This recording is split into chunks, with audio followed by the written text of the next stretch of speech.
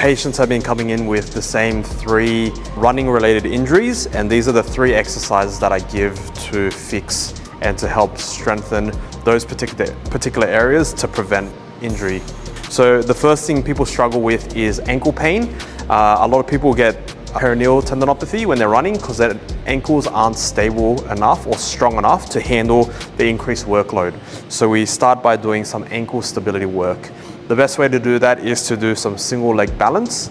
To challenge it a little bit, we can practice by swinging a weight around their body or in the same plane that they're running.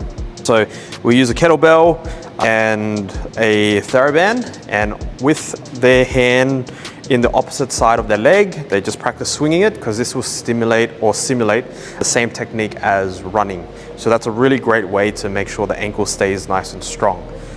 Usually aim for about 1 minute per repetition. You go for about 3 repetitions per side, making sure your ankle is nice and strong. The second thing that people struggle with is runner's knee, or also known as jumper's knee.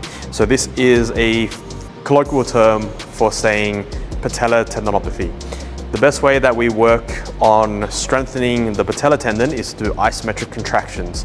So with that, we get a barbell, load up minimal weight. We're just making sure that there is a safety below and above. And what we're doing is we're pushing the barbell into the top safety, and you're pushing as hard as you can, again holding it for about 60 seconds.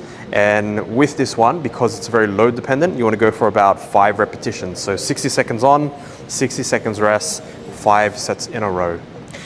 So the last thing that runners come in for would be getting back pain as you're running. So usually if you are experiencing some sort of back pain as you're running with your back muscles instead of the glute muscles.